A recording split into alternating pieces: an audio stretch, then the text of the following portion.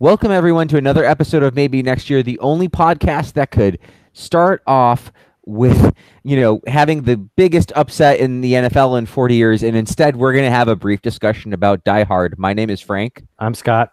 I'm Paul. And in the pre-show, which our Patreon and, Money Value members got a hold of, we were talking about Die Hard and how Die Hard Live with a Vengeance, or Die Hard Live Free or Die Hard gets the DC completely wrong. And I said offhandedly that Die Hard with a Vengeance is my favorite, followed by Die Hard 1.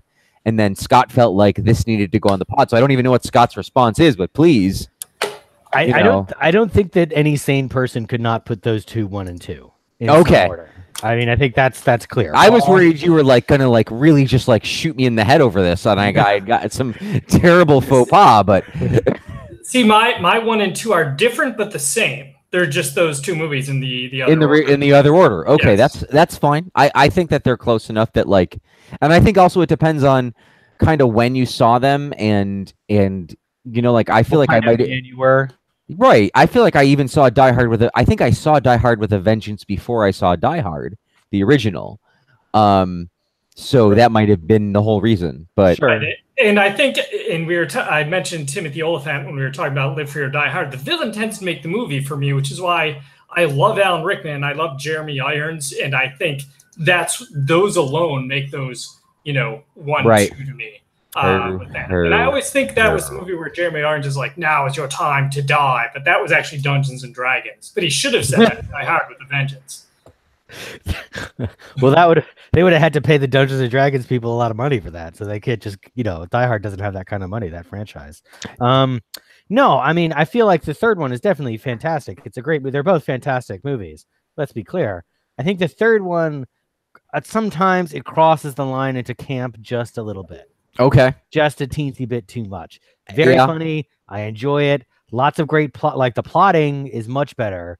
There's not as many dead spots in Die Hard. There's these just kind of long, I feel like he's talking to people and kill somebody, get over it. Right. But he's worried about the wife and everything, and it's just kind of and the wife's not really doing a lot off camera. They cut her out of the third one pretty much entirely, which was a good choice.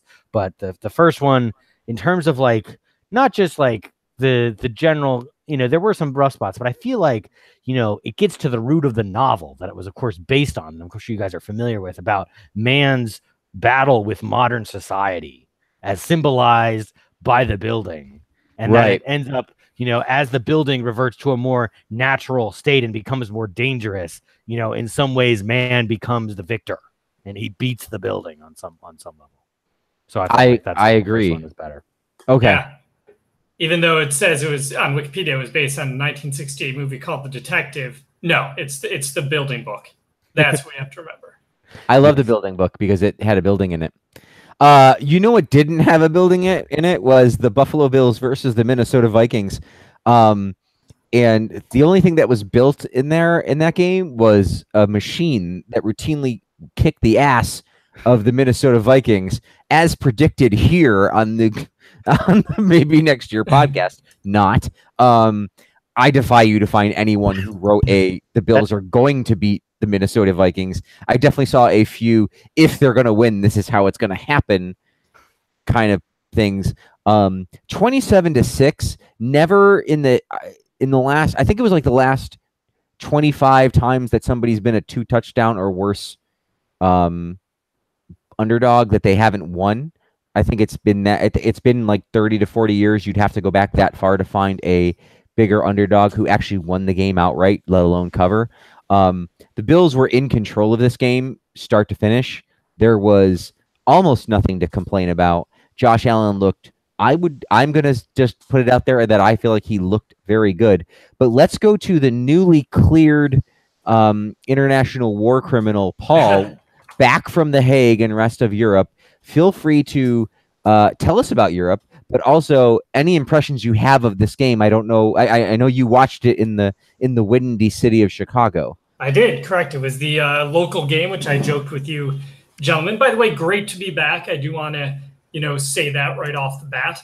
It's been, it was a fun, exciting trip. I'll recap you guys all on it after the call. I'm kidding, of course, because we Right. started it at 8:45 and we'll all be in bed within 2 minutes of this ending. So, impressions on the game. I did watch it from the lovely Kimpton Gray Hotel in Chicago, Illinois. Next time I will get to the link and join you guys at Bills and Beers. But I had an event going 8 to 11 p.m. You know what? Irrelevant. Minnesota Vikings, Buffalo Bills. I think the way that this game played out was the way that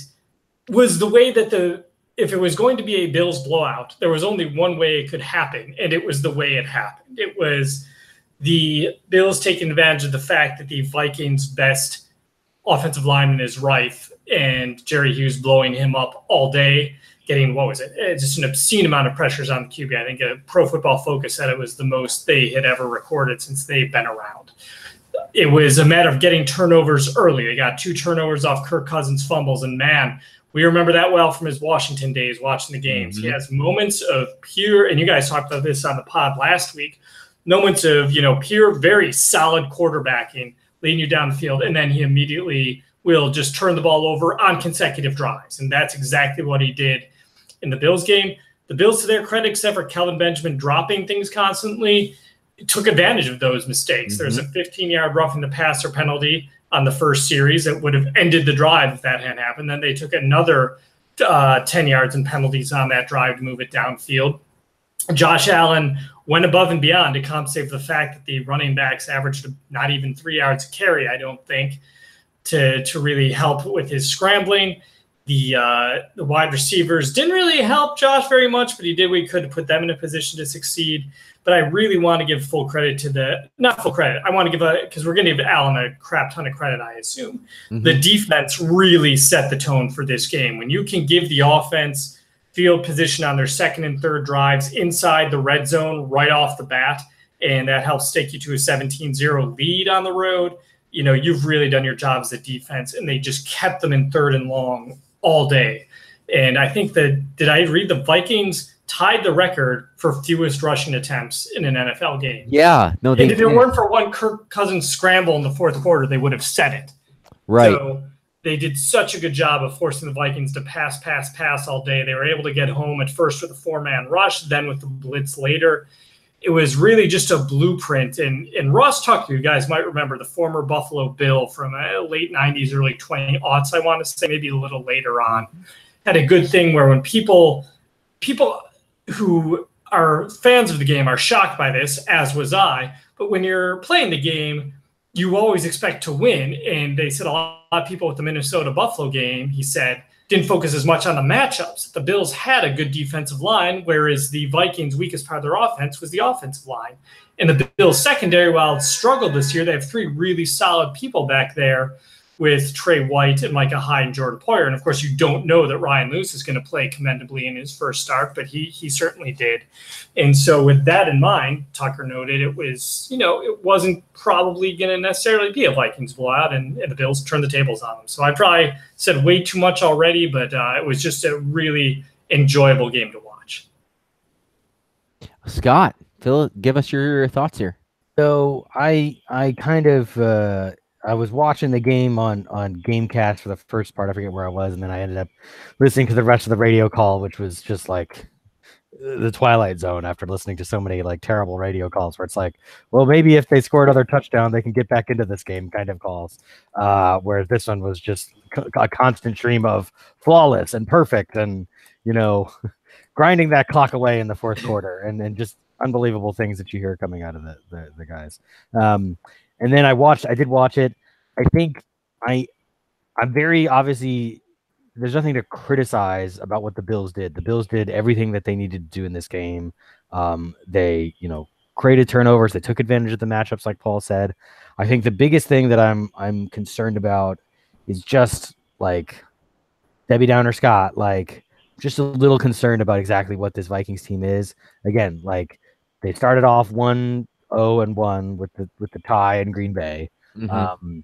They spent some money on Cousins in the offseason, but they basically did nothing to improve their offensive line, which is already the weak point of the team. Their defense was playing without one of arguably their best pass rusher, who has some mental health issues right now. They're pretty serious.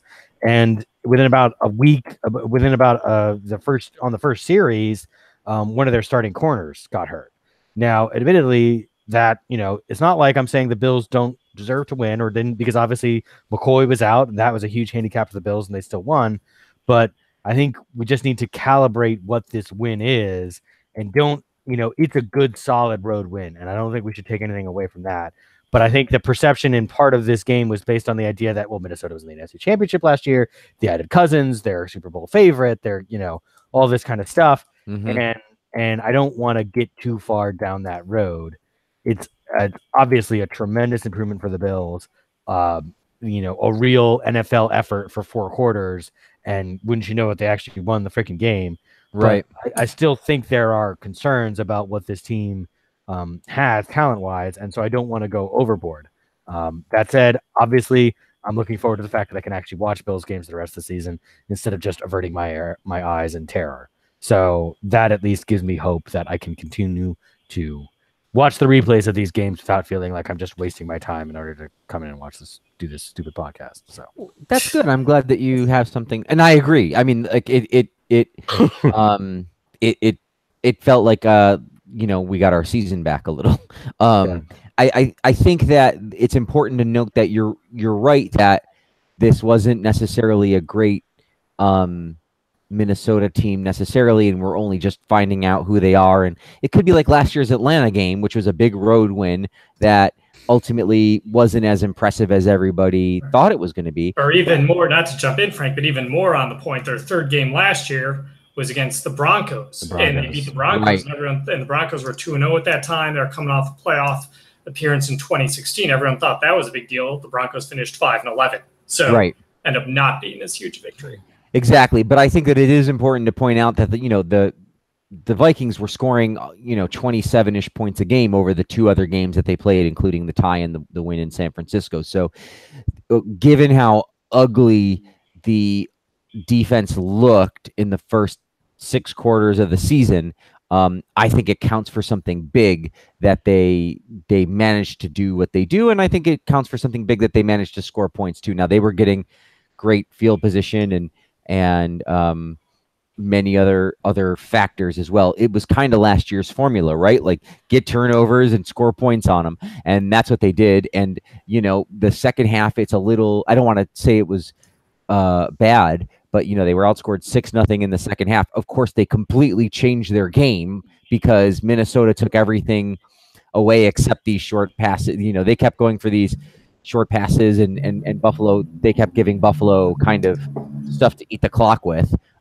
So they managed to smother in the second half. I was a little disappointed they didn't score any more points, but I think it's certainly, you're right. In the big picture, it's hard to say what this Minnesota victory is, but I think in the immediate picture, we go from, I have something, but it's a little too tasteless even for me to kind of put it that way. But basically, we're no longer on the deathbed here for the season in week 3, and so there's not just like let's get a postmortem on Josh Allen's performance. We can maybe win a couple games along the way while we're at it. So I'd like to point out that my favorite parts of the game, honestly, was the passing offense, which is part Josh Allen, which I'll lead into the next conversation about Allen here. But really, it was Brian Daboll's play calling. I felt like his playbook opened up. I feel like they had some really fun, creative plays. When's the last time that we even, a couple of the missed plays were great because I can't even remember the times that we called those plays. I think on Twitter, I even talked to Paul and said they threw that timing route on the right side of the field where I forget who caught it and only got 1 foot in, but it was Holmes. Holmes had like one of those 1, 2, 3 throw, and he went up and jumped and competed and got the ball. And we never throw that pass. We don't even ever try that pass. And let's point out, like, the receivers on this team are terrible, but it's like Josh Allen put that ball, and he put the deep ball on the other end that just got missed. He put the ball that Charles Clay should have caught in the end zone for a touchdown, all in places where only those players could catch it, and they really had a legitimate chance to catch them. And my first thought was, like, we need better receivers for the team, but I didn't feel like, oh my God, like this guy is not putting the ball where it's supposed to go. So even though he certainly wasn't perfect, I felt like Allen was putting the ball in places where he was supposed to go. He certainly ran at key times and kept drives alive, and the running touchdown was great. The hurdle, obviously. Personally, with the hurdle, I'm happy that he did it. I want to see him do it again. I know it's like quote unquote dangerous, but like let him play the way he wants to play. That's what I think. Where by quote unquote dangerous, you mean dangerous? Because yes. I don't even think we need to put that in quotes. But well, many people are saying it's like a dangerous, like don't do that. And I guess I understand that, but I also feel like, hey man, like this guy clearly has a feel for how he wants to play. Let him play. Playing football is dangerous. Playing football is dangerous, right? So like I'm ready. Right. Like, yeah. I mean, I don't want to turn him into a running back or a tight end, but you know, if he's out there and he wants to run and he's gonna jump, let him jump. Him standing behind our offensive line during an NFL football game, dangerous. Exactly. And he managed to, survive that. He got the ball out a lot quicker. He, planted his foot. He put the ball in good places. And so I was wholly impressed with his performance and Brian Dable's performance. And I was happy to hear that Leslie Frazier called the defensive plays. I was happy to hear that they put him back in, and he the defense took advantage for him. So those are my thoughts on the game. I was very happy with it, obviously. I also was in the car until the second quarter, so it's all right. It's not like you missed a 17-point first. I know. I had errands to run and everything, and we went to a Dogfish Head, which is a bar down here. And she said, "Do you want me to put the game on?" And this is only like 12:45. I go, "No, we're going to eat quick and get out of here." And I figured I would, miss some of the first quarter and then get home, and it would be, 15-3 or something, Minnesota, and I had missed all the crazy stuff. So you weren't the only one. So with that, do we each want to take a turn here on Allen? Scott and Paul, Scott, you can go first. Paul didn't. I can start a stab with Allen. Sure. So I am encouraged, obviously, by the performance. I think the running aspect of the game that he provides was something that I hadn't fully counted on, how valuable that can be. Because that was the biggest thing about Tyrod, was that in some ways that allowed the things to work out better, because he was a mobile quarterback who could kind of slow down the rush, right, and give himself more time to make the throws, which obviously frequently he did not, or escape, or get out and get the first down running. Obviously, Allen, he's clearly not as fast as Tyrod and not as mobile as him, but he clearly has some athleticism. If you want to kind of say like early Aaron Rodgers, kind of like capable of getting a first down running when it's available in man coverage, like that is a very big weapon. And I don't think I think that is something that I don't think I fully appreciated when I've kind of been discussing him to that point. So I'm very encouraged by that. I think we do have to, obviously, I think it's a little overblown to have everyone get too upset about it. Though admittedly, like Kyle Williams was one of the guys who said he shouldn't be doing that anymore. So Kyle's a professional football player and he's on the team, so I think he's allowed to make that call. Right. So I'm a little concerned about that, but not overly so. And he is a rookie, and he does just kind of have to get the feel of it. And he's bendy, right? He's 23. All his tendons and ligaments still work. He's not an old man like the rest of us. So he can go out there and do that stuff. So I think it's good. I think at the same time, he is still a rookie. There were plenty of things that did not quite work as well. His pocket presence is okay, but he also lost 3. I mean, he didn't lose 3 fumbles, but he fumbled 3 times in the course of a game, which is a lot. Now, admittedly, the Bills all recovered them, but that's, kind of a 50-50 chance at best. That's not really, can't count on doing that too much. Right. So he still needs to improve. And obviously we will, some days you're feeling it and the passes are going where they need to be. And then everything looks great. And then some days, if you don't throw those 2 or 3 passes right away, maybe your whole day goes sideways. And I think we need to make sure that he can kind of right his own ship if he starts losing his fundamentals, or if he starts getting out of whack. Or maybe he just never throws another bad pass again. That would also be fine. I feel like that one fumble was not really his end, by the way. Just the kind of dink pass to the running back that they called a fumble. I like there might have been a decision there that if either he did fumble it or he made a very poor decision about trying to complete that when the timing was off. right. Okay. And let's also not forget the fumble where he was trying to go back and pass, and none of his receivers were open, and it was supposed to be a 3-step drop, and he got destroyed, and the ball popped out. But I think an offensive lineman landed on it. It was like a 20-yard loss. Yeah, and again, like that's gonna like there are some that are kind of unavoidable, but at the same time, like that's part of being a quarterback is knowing how to hang on to the ball when you get sacked. So anyway, I don't want to make it seem like I'm criticizing him too much. I think that he needs to get better, but I think obviously like compared to where we were a week and a half ago against Baltimore or 2 weeks ago against Baltimore, this looks like an NFL quarterback, which is not, again, as Frank said last week, that was not something that we were sure of that we had coming into the season. Yeah, right. I think you used the operative word, Scott. I'm just jumping right in for no reason, but the operative word is encouraging. You know, how compared to what we saw the second half of week 1, so tough to judge. Week 2, you got a full smorgasbord of Allen to really see where he was, where his flaws were, and you know where the potential was. I hesitate to get too excited too, because we've been down this road before. I remember there were points with Tyrod early in his Bills career. I'm thinking this feels different. It feels like he's the guy. But just watching some of the things Allen did on Sunday, I won't say I felt like I did when, you know, was watching Jim Kelly start, but I felt closer to that than I had in a while. Someone who had the gun, who was able to make those throws, who was willing to do whatever it could to get first downs, but who also wanted to abide by the plan and only scramble, you know, when he absolutely had to, even though he ended up with 10 rushes, I think, because he absolutely had to scramble a lot because his receivers are terrible. But to Scott's point, I did not expect Allen's level of mobility either. I heard how quick he was and that he would occasionally scramble, and we saw it a bit in the preseason, if not a ton in the preseason. So that was a pleasant surprise. I think Kyle was upset about the hurdle simply because he was really kind of upset with Allen for tying and then surpassing Kyle on the team's all-time rushing touchdowns list, which he did during the course of the game by rushing for his first and second TDs.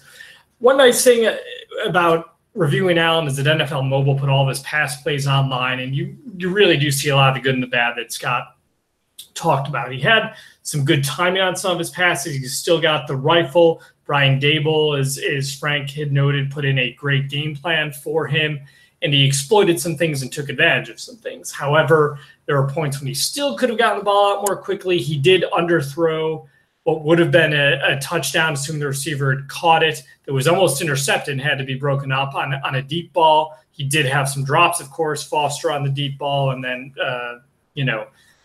Benjamin every 5 seconds or so would drop a ball. So, you know, those aren't really on him.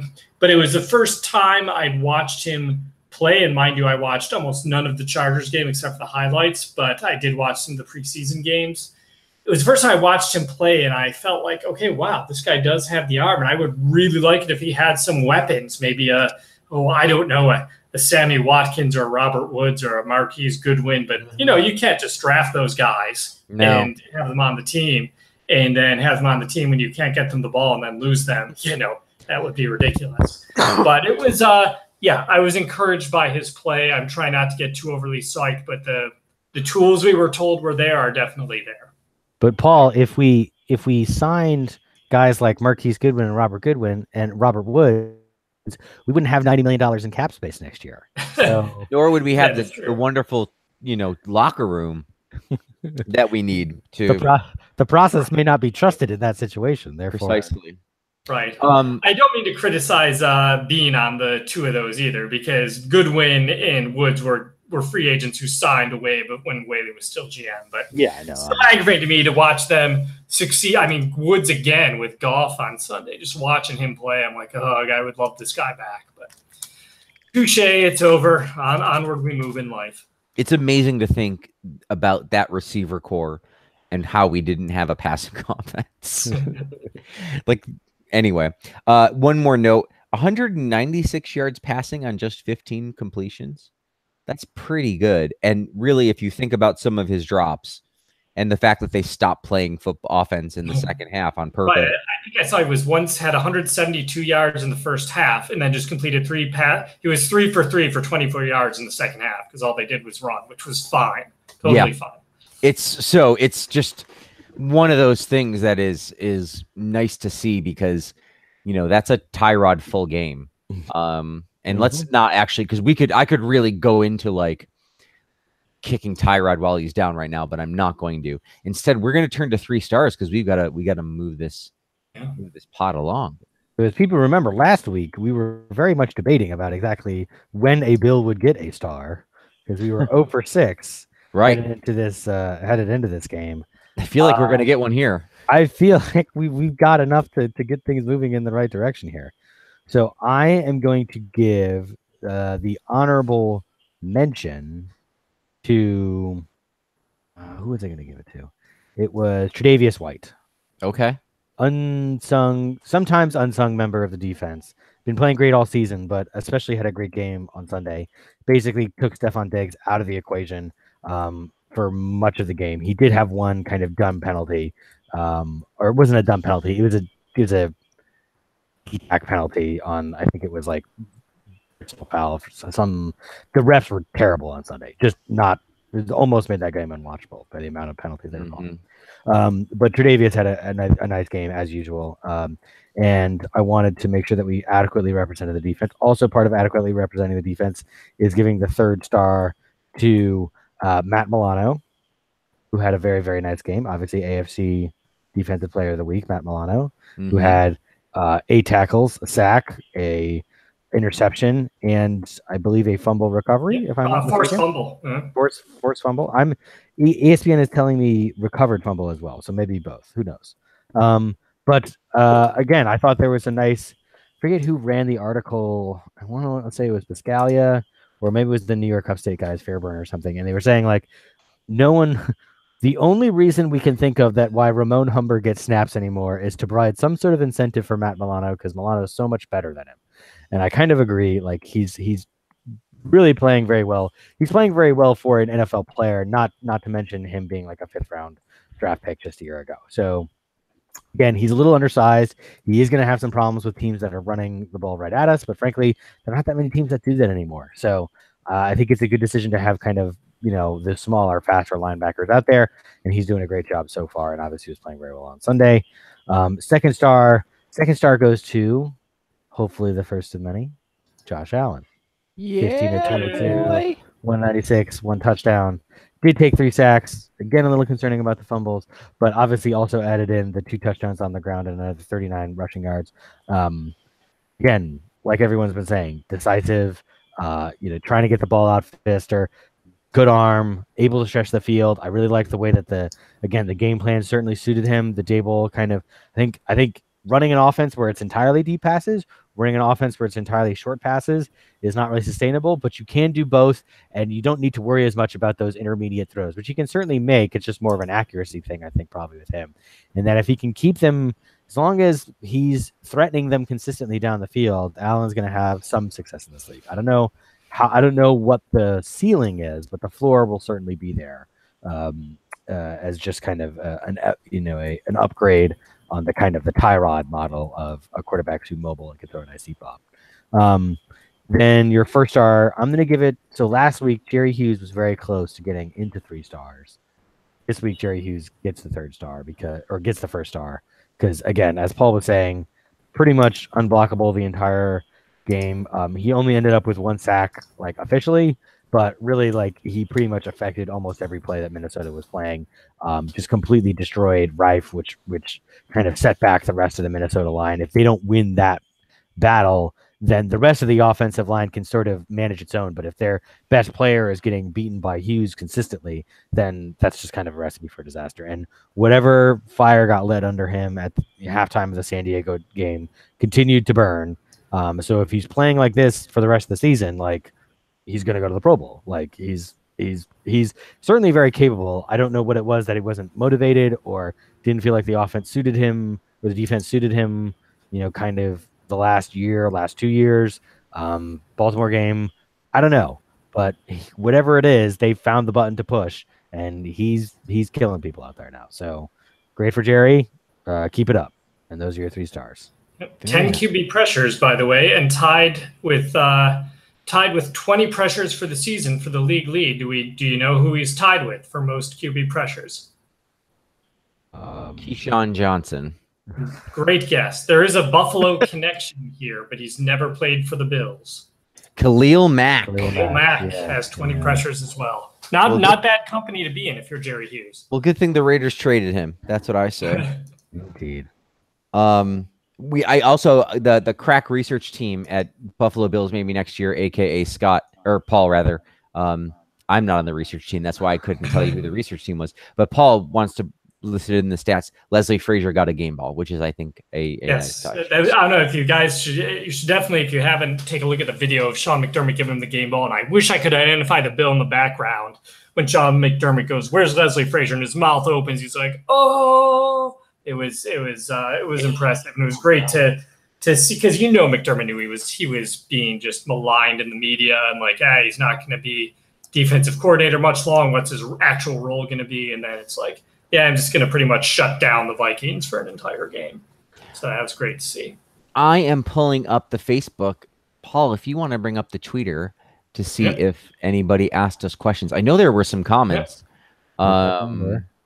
And Paul, you were in charge of the Twitter this week, so I don't know if no one replied to the. I didn't send out the.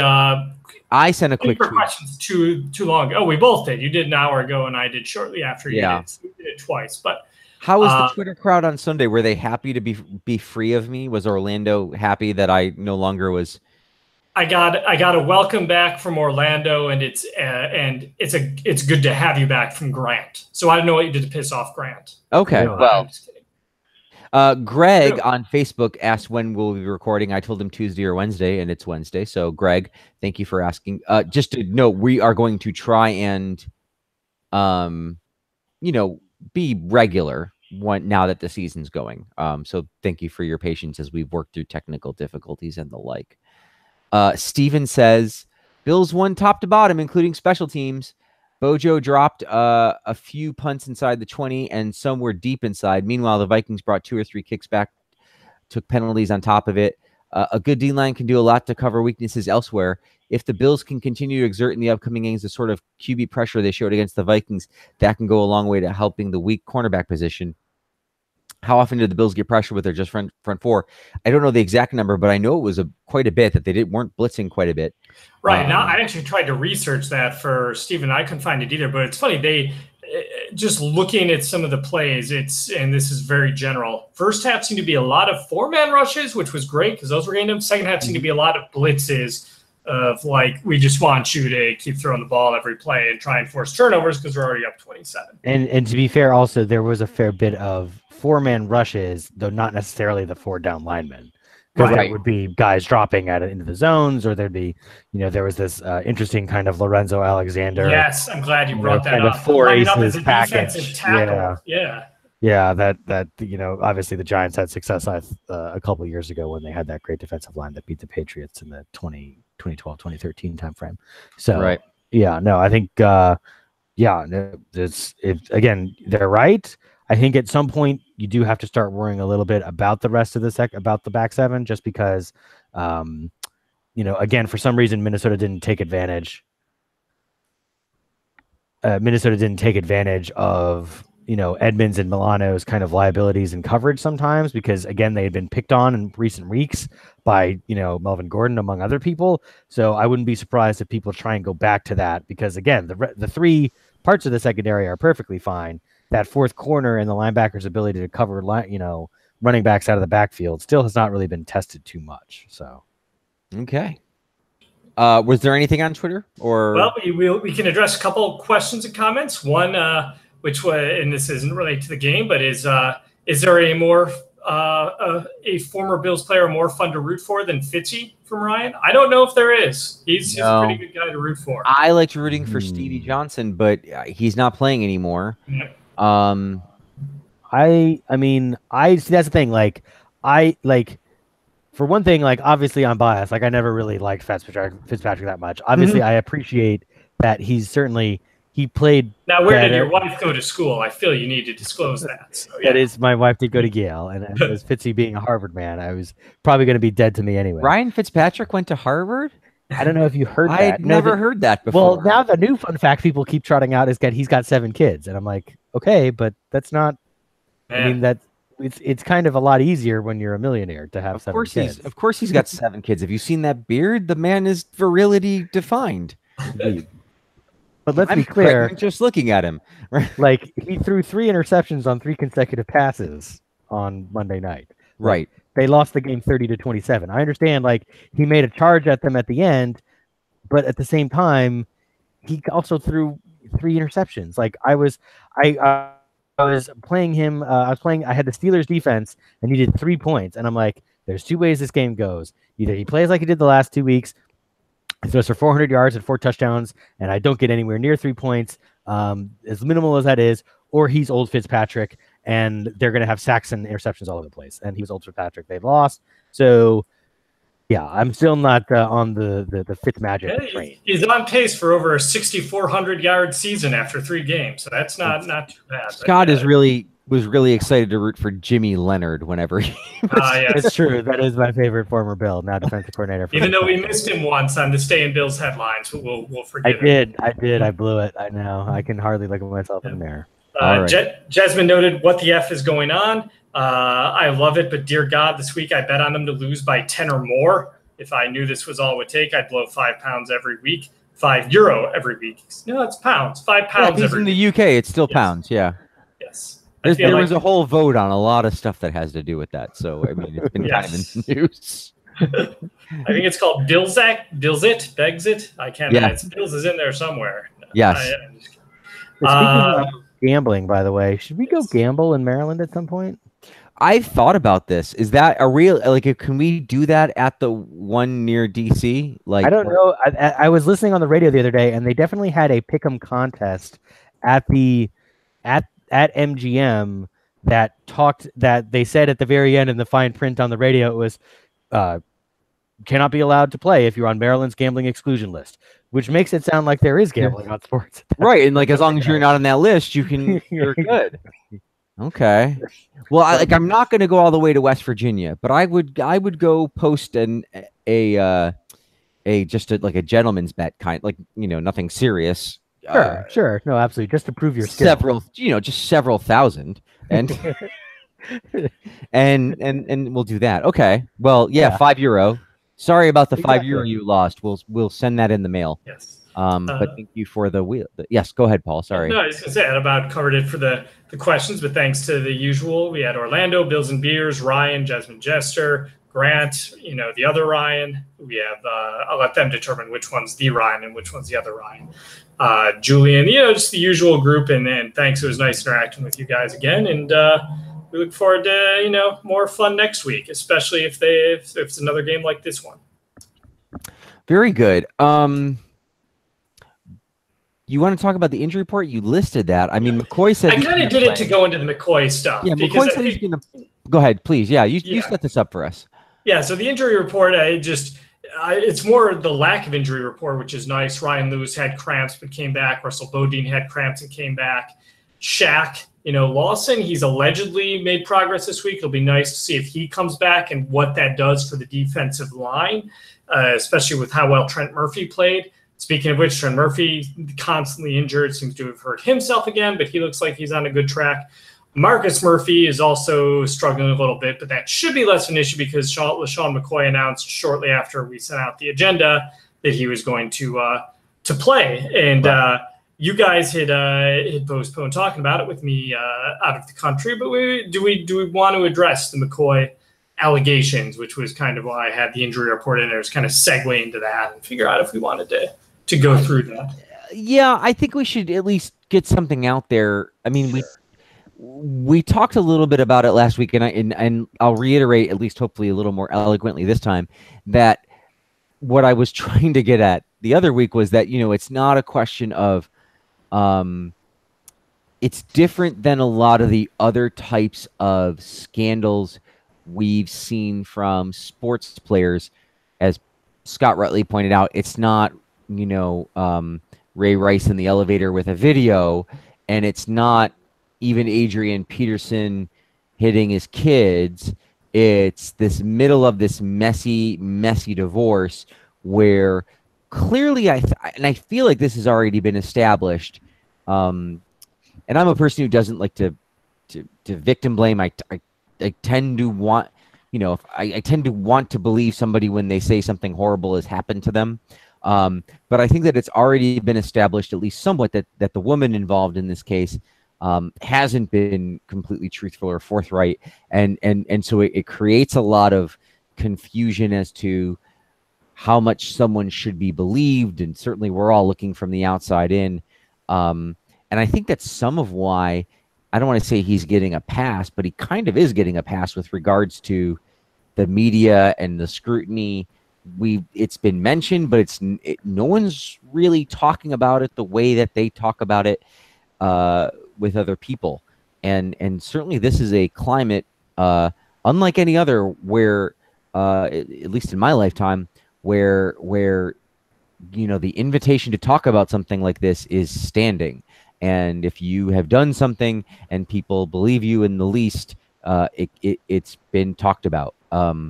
So I think that's why we've also pushed off the conversation, because it's never felt like we've had a firm, at least with me, I've never felt like I've had a firm grip on what has even happened, and B, who the people involved and how trustworthy they are.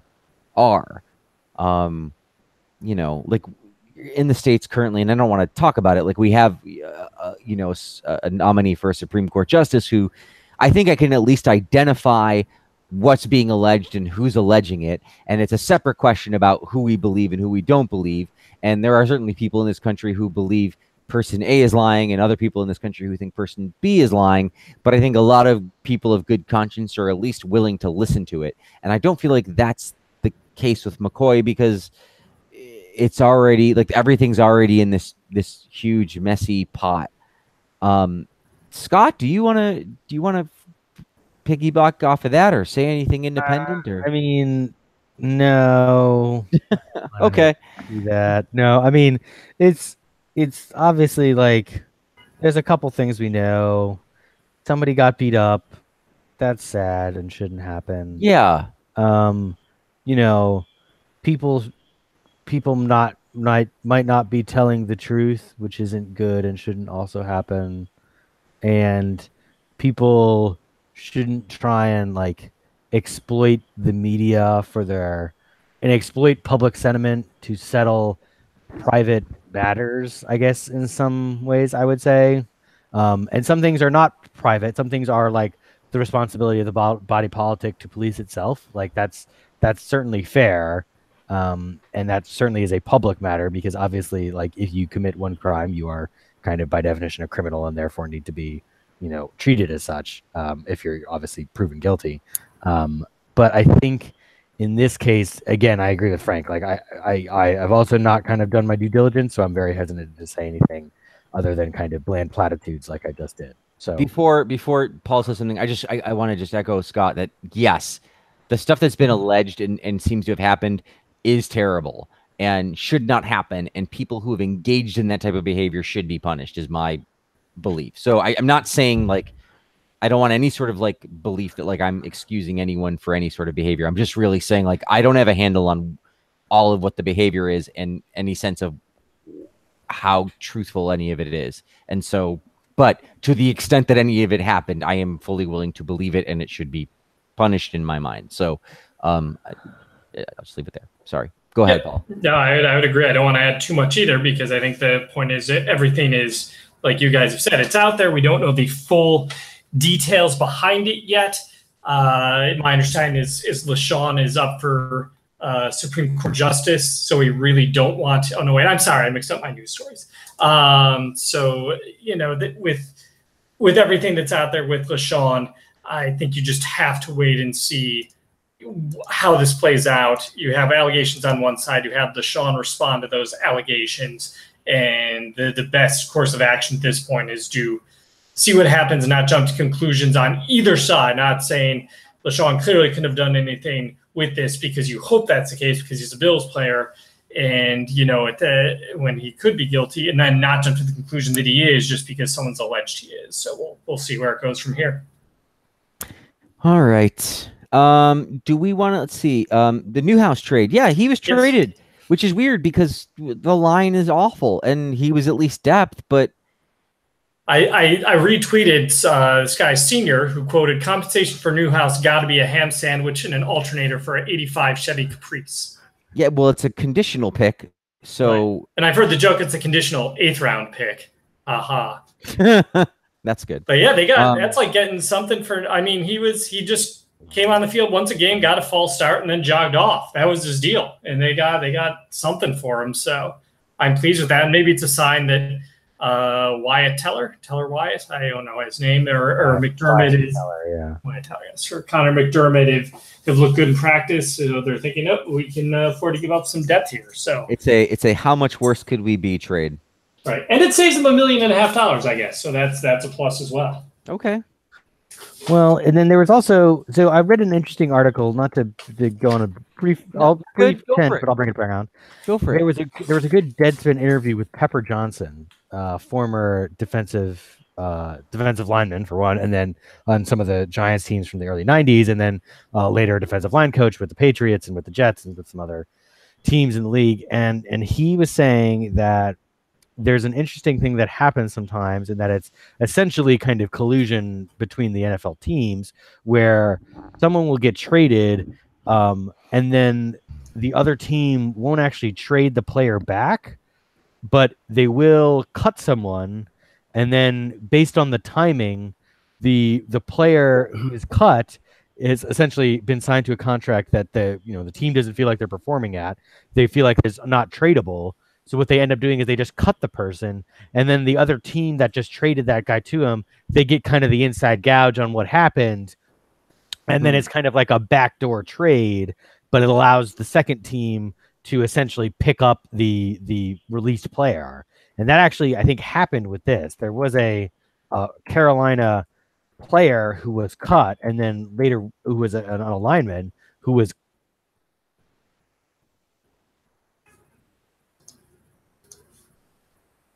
Oh, did we lose Scott? Scott, we no. No, he's back. Oh, there we go. There he is. Yeah. So there was a Carolina player who was cut earlier this week and was also signed by the Bills earlier this week. So I wonder if that's some fishiness going on, because he was a lineman, and I'm trying to get the gentleman's name right now. Searles, was that his name? Something like that? I'm looking too. So anyway, it was an interesting, again, like I bring that up just solely for people's enlightenment. Jeremiah Searles, cut by the Panthers 3 weeks ago, but yes, same type of concept. But potentially that might have been something that maybe there was some things worked out. Obviously, we know that the ties run deep between the Panthers and the Bills here. So, yeah, when you were reciting that scenario, I thought I might be going into a Kalen Clay story, because the Bills, they swapped. It's fine. I think the Bills got Kalen Clay in a draft pick, and the Panthers got Kevon Seymour, and all of a sudden halfway through the year, the Bills cut Clay, and he goes back to the Panthers, but the Bills still have that draft pick that Carolina sent them. It was a 7th rounder, but still. And it's funnily enough, I was watching the Giants game with my dad 3 weeks ago, and Kalen Clay, now the punt returner for the Giants, apparently the Giants had the chance to win their first game. They were getting the ball back with about 55 seconds left, and I forget who it was, the Eagles or somebody was punting to them. Kalen Clay, punt returner, muffed punt. Yep. Other team recovers, Giants lose. In a related story, Kalen Clay waived by the Giants yesterday. And it exactly is. They waited a few weeks at least, but they waived him yesterday. At least they used the 2nd overall pick on a running back. So, not bad, right? Let's do some This Day in Bills history, and then we'll talk Packers, and then it's time to go, boys. All right. It's bedtime. All right. So we're going to it's double pronged. We'll do a This Day in Bills history, and then rapid fire 10 headlines as well. Okay. We'll make it quick, but we'll make it engaging. So the game, we're going to go back 24 years to September 26, 1994, Monday Night Football, Broncos and Bills. This was an exciting game. John Elway, the New York Times story, talked about John Elway coming into his situation. It was 4th and 2 with 21 seconds left in the game. He rolled to his right. He had Cedric Tillman at the back of the end zone, threw a pass that went right over Tillman's head and actually nearly landed in the stands. And this is when they were talking about the beginning of the end of John Elway in this article, which is hilarious because then he won a Super Bowl 4 years later. But they mentioned that the Bills had been in the wrong defensive formation. They were confused, and they were lucky to get away with this. But the Bills had a very good game. Cornerback Mickey Washington had picked off Elway in the third quarter, returned to 27 yards to the Bills' 25. That set up a 3-yard touchdown run by Bills fullback Carwell Gardner, named from the pass there. So they had also recovered a fumble. Cornelius Bennett had recovered one after Bruce Smith had sacked Elway. That led to a Thurman Thomas touchdown run with 18 seconds left to play in the half. And Thurman Thomas seemed to be back in step this game was the headline. They were worried about his yards per carry dropping, that he might be running out of steam after breaking Jim Brown's record for leading the NFL in total yards from scrimmage for 3 straight years. He actually would then lead it again this year. So obviously he had not tapped out fully. So Thomas finished with 17 carries for 103 yards before he was removed with a sore sprained knee, but ended up being fine. Jim Kelly, not great stats, 16 of 26, 178 and a pick. Not really anything good on the receiving front this game, as the Andre Reed had a good game with 5 catches for 83 yards. Otherwise, nothing much to speak of. The only trivia question on this game before we get into the rapid fire trivia, the Broncos coach said it's just the first 4 games of the season. That notes this coach is fighting off calls for his dismissal and said Rodville right now, but that doesn't mean it's the end of the season. We'll see. Can you name this Broncos coach? Spoiler alert, later a Bills coach. Ooh, well, then it should be. Do you want to go first, Scott, please? Wade Phillips.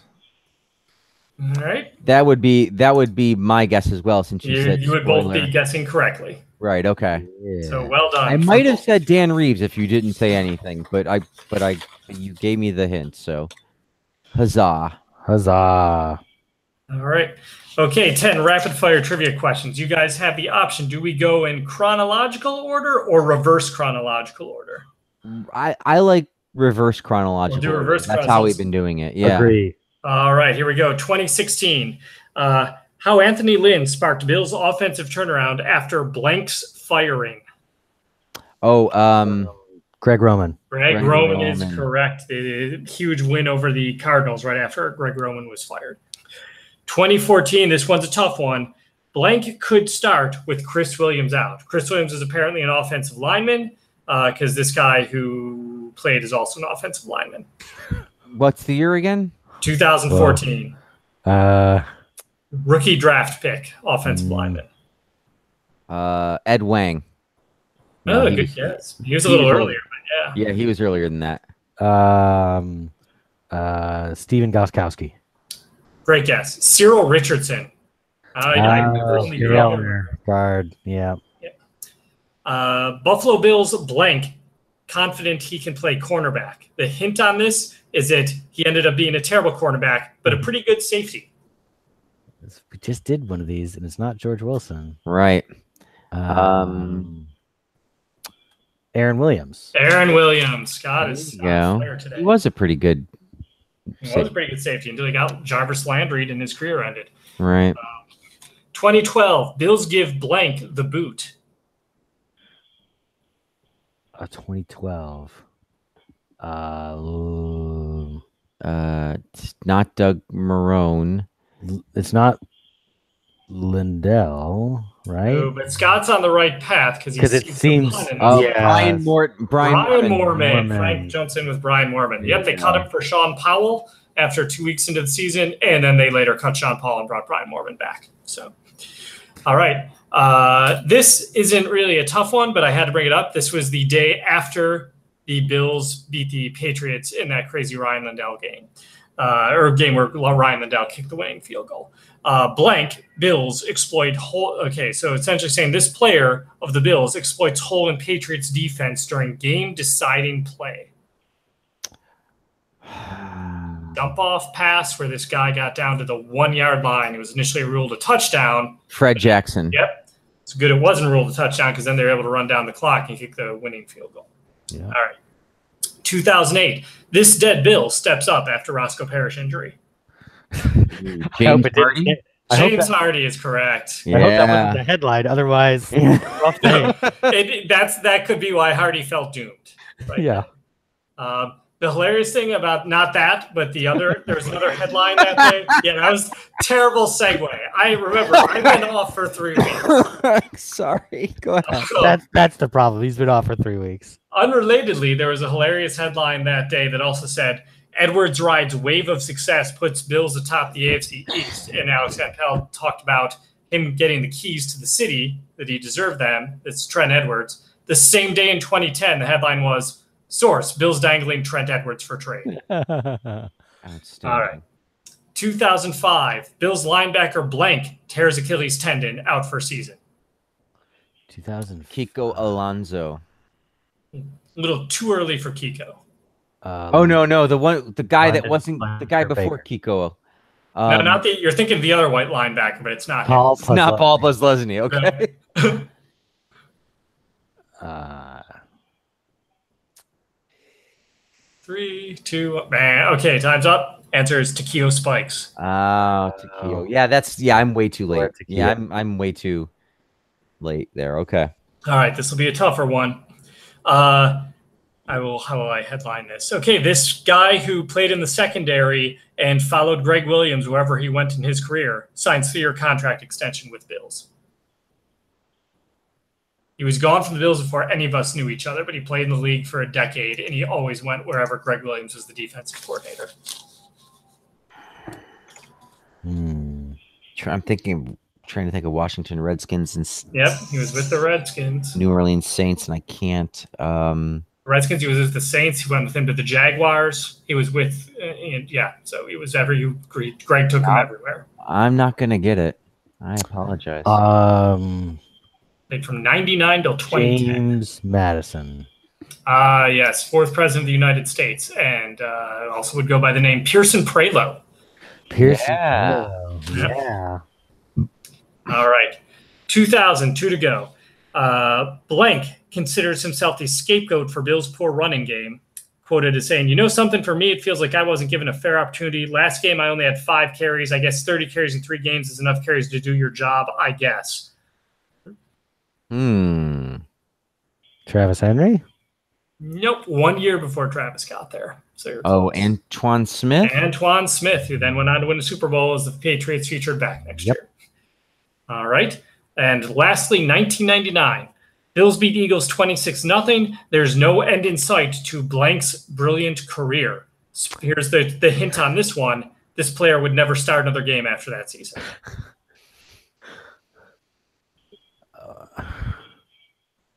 I feel like I could give you a big hint here. You know what? You're struggling, so I'll give you the big hint. That would be his last year with the Bills. He would play the next year with the Redskins, and that would be it for his career. Didn't start any games with them. I don't know. All right, super huge hint. Hall of Famer. Bruce Smith? Good guess. He was a former Bill, played for the Redskins. That's the other one. Wow, you guys might not even remember that he played 13 games with the Redskins at the end of his career as a 5th wide receiver. Lofton? Reed. Andre Reed. Oh, You Google okay. Andre Reed Redskins, you'll find the occasional photo. He did catch 1 touchdown among his 10 receptions with the Redskins. So, 951 career catches, 941 as a Bill. I forgot that he went there. I knew that he went somewhere, and I forgot he went to Washington. He actually had gone to Denver initially, but they cut him in the preseason, which I remember because I remember reading a news article back then that he was playing special teams. He's like, I got to do what I got to do. He was wearing like number 45 and playing special teams. But so, that's this day in Bill's history and this day in Bill's headlines. Thank you for playing along, gentlemen. Wow, that was a lot of fun. This is my favorite new part of the show. Agreed. I agree. All right. Bills Packers. Aaron Rodgers is day-to-day all week. I think he's going to play in Green Bay. does last week change they're 10.5 point underdogs. Does last week, I mean, it changes it a little for Vegas, right? Because they're no longer 17 point underdogs, but they're still big underdogs. What do you guys think? Does this change anything for you? Green Bay is another team that like has a good quarterback, but is kind of middling, and it would still be an impressive A road better win. quarterback than Kirk Cousins. Let's just Yes, absolutely, of course. But I mean, like they're also struggling, yeah, and agreed. And he's banged up. So maybe banged up, he's not much better than Kirk Cousins is at the particular moment. Does this change anything for anyone or what? I would still pick them to lose, is what I would say, and then I think I would want that to pick a closer game, like a 21-16 or a 27-21 or something kind of game where Buffalo does something and does okay, but they lose to a good quarterback and on the road. Yeah, I'll jump in. I'm very very much kind of in agreement with you because I think Rodgers' current impairment will affect the game, but the worst thing the Bills could do to help them beat the Packers, I think, was beat the Vikings, because now the Packers aren't going to, they're going to be like, whoa, okay, we couldn't beat the Vikings. We ended up in a tie with them. And, they gave us a lot of problems. The Bills, they gave them no problems. They're going to game plan very well for the Bills. They have more talent than the Bills. I think they will probably, if I had to guess, do a lot of max protect with Rodgers to, seeing what the Bills did to the Vikings last week. I think when you do that, I think you can afford to do that because that gives your quarterback a little more time. And eventually someone's going to beat whoever the Bills' number 2 corner is next week, whether it's Ryan Lewis or not, or one of the linebackers in coverage. As Scott mentioned, the Vikings didn't do a great job of exploiting Milano or Edmonds in terms of their coverage weaknesses. So I think this is going to be right on the cusp of the spread. So I'm going to double pick. I'm going to pick it both ways. I'm going to pick a 21-10 and 20-10 Packers. But I think the Bills, like I said on Twitter, the Bills, they will not surprise me at all now, any week, whether they win by 20 or lose by 20. There's pretty much little they can do to surprise me, I think, at this point. Scott? I think the Bills are going to make a game of it. I don't think that the Packers will run away with this. I think that Green Bay has been pretty good. I think they obviously had a tough loss with obviously the very famous, now infamous Clay Matthews hit that basically kind of essentially lost on the game against the Redskins on some Right. level. After he was, again, like attempted to, tackle someone, but then he hit him too hard, and now everyone's saying the league's soft. Matthews is saying the league's soft, but obviously the Packers won 1-1. I think that Rodgers is going to be healthy enough to win. I think that he provides enough mobility, more so than Cousins, that it'll be able to help. I think Green Bay's line is a little bit better, although they are banged up with Bulaga injured, and I think their right guard is also potentially going to be out for this game. So there's definitely some matchups the Bills can exploit there. Obviously now the Bills, I can't say that I'm going to be shocked if the Bills win any game if they can go into Minnesota and win there on some level. And just going into a tough road environment and winning. So I think the Bills certainly have a shot. I think it's just going to be too much Aaron Rodgers. I don't know that now that some of the wrinkles that we put on film are there, I'm not sure that won't lead to some.